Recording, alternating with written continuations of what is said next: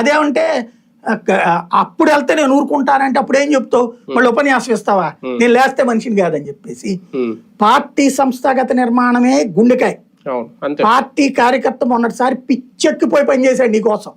ఎందుకంటే ఇన్నాళ్ళ నుంచి నువ్వు ఇబ్బంది పడుతున్నావు, నువ్వు కంటతడి పెట్టేటటువంటి పరిస్థితులు పెట్టే నువ్వు ఇంత పిలుపునిచ్చాక నిన్ను వదులుకోవడం కరెక్ట్ కాదని వైఎస్ఆర్ కాంగ్రెస్ పార్టీ అధికారంలో ఉన్నప్పుడు సంక్షేమ పథకాలు వాళ్ళ అమ్మ తీసుకుంది, వాళ్ళ ఇంట్లో వాళ్ళ నాన్న తీసుకున్నాడు, వీళ్ళ తమ్ముడు తీసుకున్నాడు, వాళ్ళ చెల్లి తీసుకుంది, అన్న తీసుకున్న తెలిసినా కూడా, వాలంటీర్ ద్వారా ఇంటింటికి సర్వీస్ వచ్చిందని తెలిసినా కూడా, అదే ఏరియాలో హాస్పిటల్ పెట్టారని తెలుసు, నాడు నేడు స్కూల్ పెట్టారని తెలుసు, సంక్షేమం జరిగిందని తెలుసు, అభివృద్ధి జరిగిందని తెలుసు, అన్ని తెలిసినా సరే ఈయన చెప్పారని రోడ్లు వేయలేదన్న పాయింట్ ని క్వశ్చన్ చేశాడు.